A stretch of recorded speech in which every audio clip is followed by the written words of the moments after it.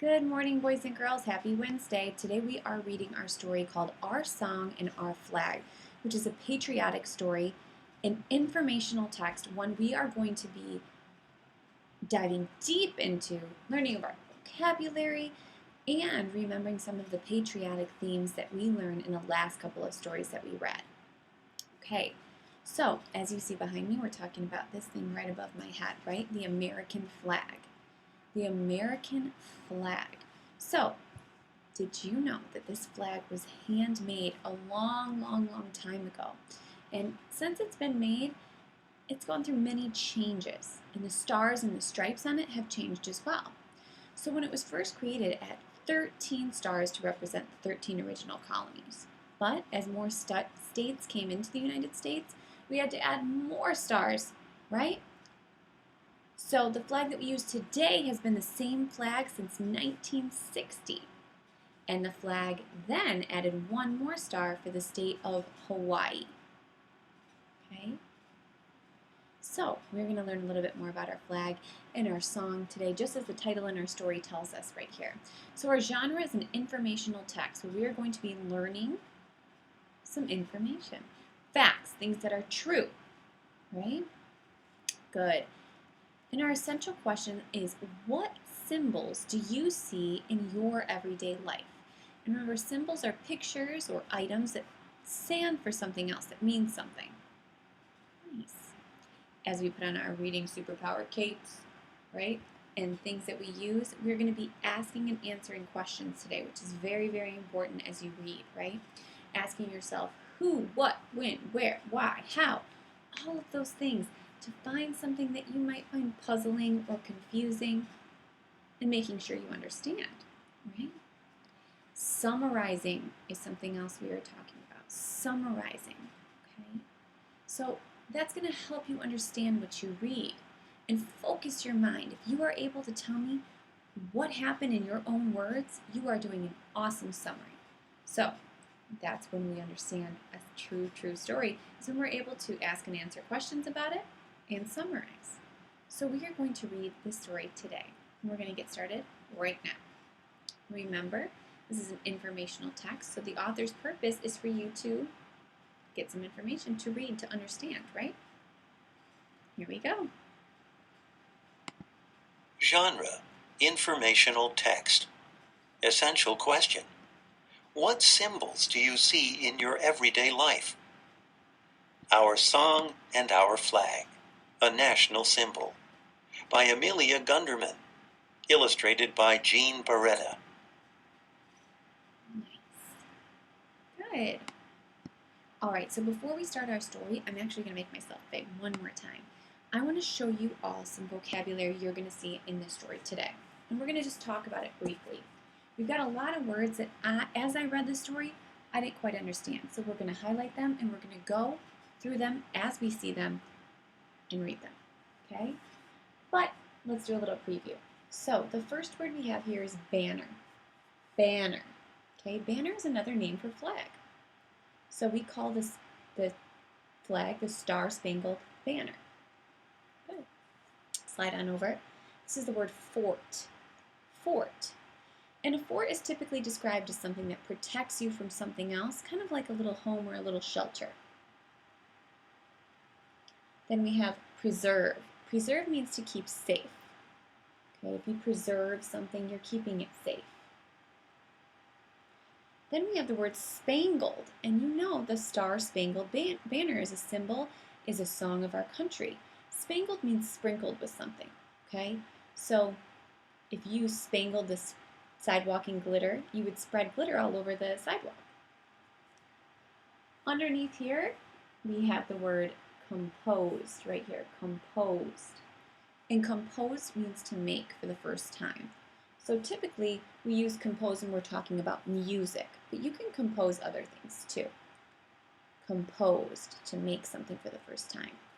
Then we have the word fragile. You might have heard the word fragile before, seen fragile printed on something that you own. Fragile means very easily broken. Proud. Proud. That means you are very happy with what you've done, okay? You are glad to share. You feel good about it. You are proud. A lot of you have felt proud before. I know every single one of you has. And the last word we have is values. Values, things that you find important to you. People's values can be different. People's values can be the same. Values are things you find important. So these are all of the words you are going to see today inside of your story. And as we see them, we're going to dive a little bit deeper into them. Okay? So here we go.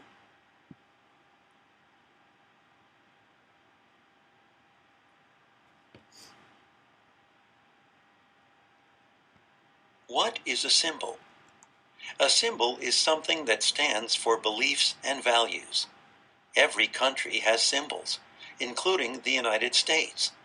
Statue of Liberty, bald eagle.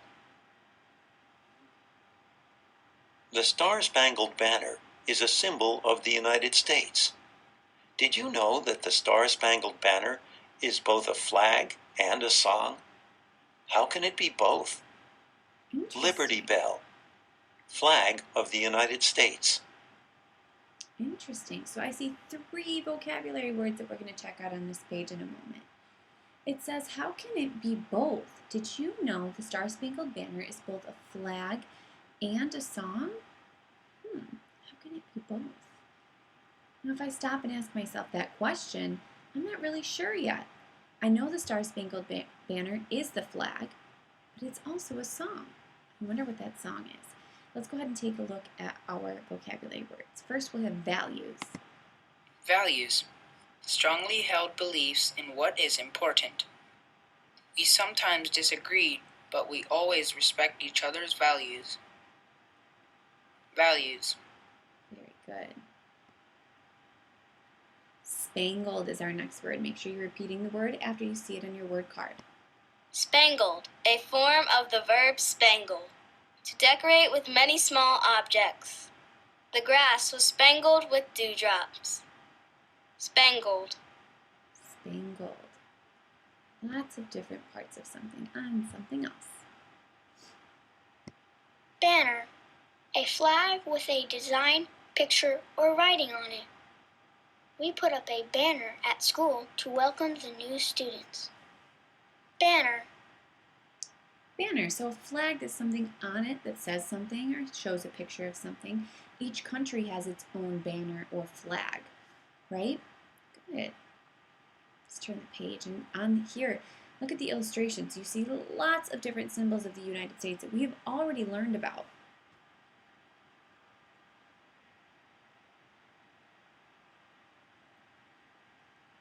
Interesting. Take a second, look at your illustrations. Check out the heading with the blue dots around it right here. This is your heading. Heading. A flag is made. So, what do you think this page is going to be mostly about? Unicorns? No, your heading tells you what the page is going to be mostly about. Put your finger on the heading on your screen right here. A flag is made. So this is going to tell us about the first time the flag was made. I can predict. Let's find out. A flag is made. In 1813, Mary Pickersgill was asked to make a very big flag for the military. It took about 7 weeks to make the flag. The flag was huge. It was 30 feet high by 42 feet wide. The giant flag was made to fly over Fort McHenry in Maryland. The flagpole was about 90 feet high, which is the distance baseball players run between bases in a stadium. Because it was so big, people for many miles around could see the flag. Wow, that sounds like a huge flag.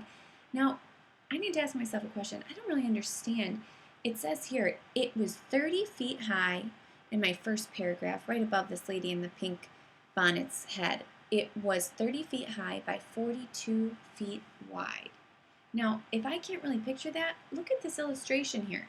These ladies are all probably our size, right? Or an adult size. But look at the size of that flag. That is a huge flag. And it says, where did it say, let's ask ourselves this question, where was it meant to fly? Where did they want it to fly? Can you go back in your text and tell me? Try to find where it was made to fly. Look for the clue words made, fly. Yes, it was made to fly over Fort McHenry in Maryland. First sentence in the second paragraph. The giant flag was made to fly over Fort McHenry in Maryland.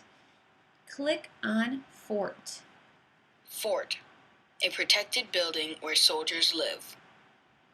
The soldiers lived in the fort. Fort. Good, so kind of like a safe shelter, a fort. Very good.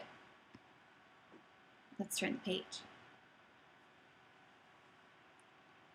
Ooh, I see here a man writing something, a little boy looking at something to be read, and you can see in the background of this picture as well, I see maybe fireworks going off and some ships, and I also see the flag. Using your illustration as you read can help you better understand your story. Let's look at our heading here. A poem is written. With the blue dots around it and the 2 stars, there is your heading. A poem is written. So this is probably about a poem being written. Let's find out more. A poem is written. One night in 1814, while the United States was at war with the British, Francis Scott Key observed a battle at Fort McHenry. As the battle ended and the sun rose at dawn, he was happy to see the flag still flying over the fort. So this man right here in the blue coat must be Francis Scott Key. The flag was a signal that the Americans had won the battle. Francis Scott Key wrote a poem about what he saw. The poem told about the fight and the flag that was still flying over the fort afterward. He referred to the flag as a star-spangled banner. Interesting. So what did the poem that Francis Scott Key, what did it say? What was it about? Tell me. Go back in your text if you need to. Look for the keyword poem, told, about. Good.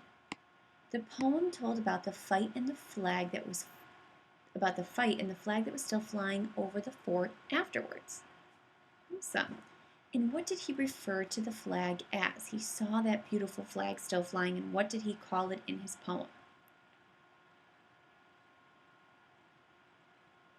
He referred to it as the Star-Spangled Banner. Heading here, a poem becomes a song. That is your heading. So this is probably about how Francis Scott Key's poem became the song that we know today. A poem becomes a song. The poem was printed in newspapers. Many people read it. The poem made Americans feel proud about winning the battle. Wow. So many people read that poem. People thought the poem could be sung if they added music. They used a song composed by John Stafford Smith. People called the song the Star-Spangled Banner, and they started calling the flag the Star-Spangled Banner too. Wow. So they took his poem, they put it to music by this man right here, and they started calling it the Star-Spangled Banner. Let's go back and revisit our vocabulary words that are highlighted here, like Americans feeling proud about winning the battle. Proud. Feeling happy about something you did, something you have, or someone else. I am proud of the book report I wrote. Proud. Nice. All right, let's try composed. They used a song composed by John Stafford Smith. Composed means to make, right? Composed. A form of the verb compose. To create or write a piece of music. My teacher and I composed the music months before the performance. Composed. Good. So people really enjoyed this poem, so much so that they wanted music to it to be able to sing it. Because how did it make them feel? Proud. Very good. Wow. Look at all these instruments. Very good. Look at these people saluting over here. You know, that's another symbol, right? We learned about that, a salute. And let's take a look at our heading here. The flag and song are joined. Put your finger on the heading that tells you what the page is mostly about. The flag and song are joined. The flag and song are joined. People looked at the flag and the song as ways to show their pride for their country. Both became symbols of our country that were connected to each other. Nice. So we have the flag, and then we have the song, right? And the people both saw those as awesome symbols for our country. In the 1890s, the military played the song every day as the flag was raised on a flagpole. However, it wasn't until 1931 that the Star-Spangled Banner became the national song or anthem of the United States of America. Wow, so it took a long time for them to make that the official song of the United States of America, right? But people loved having the flag and the song together to show how they were so proud to be part of our country. Here's one of our words. I see it in the heading right here. The flag is preserved. And preserved, remember we talked briefly that it means to be kept safe. So that same flag is kept safe. And that's what this page is mostly about. Let's read more. The flag is preserved. Lieutenant Colonel Armistead saved the flag from Fort McHenry. It stayed with his family for nearly 100 years. In 1912, his grandson gave the flag to the Smithsonian National Museum of American History in Washington, D.C. And take a second, boys and girls, look at all those capitals, because those are important places, right? The Smithsonian National Museum, those are all capitals because that's an important place of American history, and in Washington, D.C. Okay, so all of those need capital letters because they're places of important things. Good. Proper nouns, right? Were your proper noun pizzas? So the man that was at this battle took the flag and saved it, and then he gave it to the Smithsonian National Museum. Well, his grandson did. That's what it says here. The museum has worked hard to preserve the huge flag. The fabric is more than 200 years old. It is very fragile. You can see the flag on display in the museum today. And you could, if you went to Washington, D.C., you could see the flag if you visited the Smithsonian National Museum. Okay? Awesome. So who can tell me how many years old the fabric is? Go back in your text. How many years old? 200 years old. It is 200 years old. Very good. And the museum has worked hard to Preserve.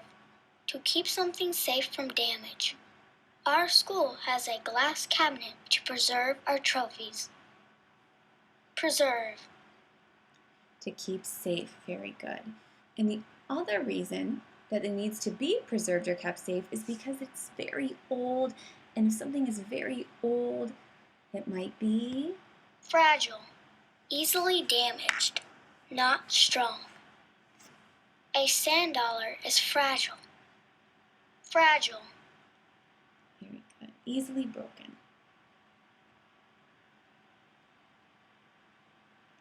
Our heading here, and I bet a lot of you have been to a baseball game. Put your hands or some kind of sports game over your hearts, taking your hats off to show respect for our flag, right? 2 symbols, 1 name. Today, Our flag is still called the Star-Spangled Banner. It flies in places all over the country. You see it at schools and businesses. You see it at sporting events and in parades. You sure do. So anytime you see the American flag, you can also refer to it as the Star-Spangled Banner. Before sporting events, everyone sings the Star-Spangled Banner together. Children sing it at school, and people sing it on the 4th of July. The flag and the song continue to make Americans feel proud. Absolutely. And I think you do see it more on the 4th of July when people put their flags out and when it starts getting warm. Very good.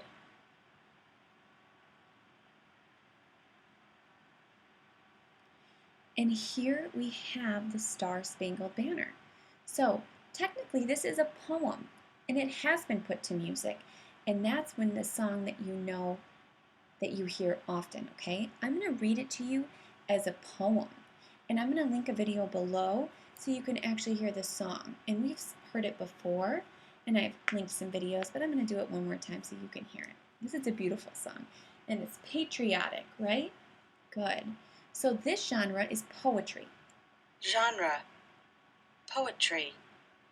Essential questions. Why do we sing our national anthem? Where have you heard it sung? And we could answer both of these questions already today. Why do we sing our national anthem? Because it makes us feel proud and shows love for our country, our patriotism. And where have you heard this sung when it's been put to music? So let's go ahead and listen to the Star-Spangled Banner by Francis Scott Key. The Star-Spangled Banner by Francis Scott Key. And maybe you can visualize Francis Scott Key watching from the boat like we saw in our story and writing this poem about what he saw, about the flag still flying and the Americans winning the battle. Oh, say, can you see by the dawn's early light what so proudly we hailed at the twilight's last gleaming, whose broad stripes and bright stars through the perilous fight o'er the ramparts we watched were so gallantly streaming, and the rocket's red glare, the bombs bursting in air, gave proof through the night that our flag was still there. Oh, say, does that star-spangled banner yet wave o'er the land of the free and the home of the brave? Very good. So now you know it better to music. So when you hear that song below, when you listen to it, you'll be able to sing it maybe, okay? So he's talking about what he saw, the bombs going off, the fireworks, seeing that flag still flying, so proud, all of those things, okay? So let's flip back to our title page here. What can you tell me, what is the story mostly about? What is the main idea here? What is the main idea of our song and our flag? What is this story mostly about? It is mostly about our flag, the Star-Spangled Banner, and how our song, the Star-Spangled Banner, and how our flag became together as something that we sing and look at to represent the United States, right? Now, what symbols do you see in your everyday life? What symbols do you see that make you feel patriotic? There should be lots of things. Or maybe a symbol that makes you think of something else. I want you to think about that today. Very good. Good reading, good paying attention. You can always replay this video to go back through and maybe do some summarizing. But as long as you can tell me that you know what this story is mostly about, that means you did an awesome job. Okay. So today you're going to get out your skills practice books and you're going to practice that vocabulary, okay, that we practiced in our story today. So go go ahead and get out your skills practice books and turn to page 173. 173.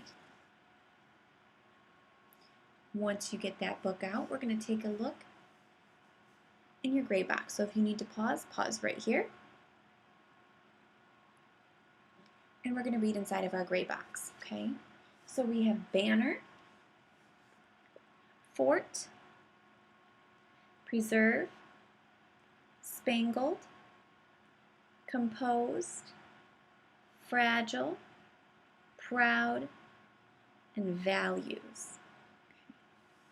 You're going to read each sentence and write the word from the box that completes each sentence. So, number 1, the girls held a blank in the parade. What could girls hold in a parade that's from our gray box? Spangled, no. Oh, I know what they might be holding. A banner, which is a flag. So I'm going to write the word banner right here. Banner. And maybe I cross it out just a little bit to say that I've already used it. Then I'll move on to number 2, 3, 4, 5, and 6. Any help you need, ask your parents, then snap a picture of that page. After you turn, now this is going to be awesome. I can't wait to see your work from this, okay? I can't wait, I can't wait, I can't wait. All right, so you are going to take words from here and you're going to write 4 sentences. Each of your sentences should include one of these words, at least one. If you include 2, that's even better. So you can choose any words you would like, any 4 words to write me 4 sentences. I need nice handwriting, capitals, periods, and finger spaces. That's what every sentence needs. 3 things: capital, finger space, ending mark. So make sure it is beautiful because I will be looking. So I'll give you an example. I'm going to use the word fragile because I like that word. So I'm going to write a sentence about being fragile, and fragile means easily broken, right? So, I am not touching the fragile glass decoration. So I don't want to break it.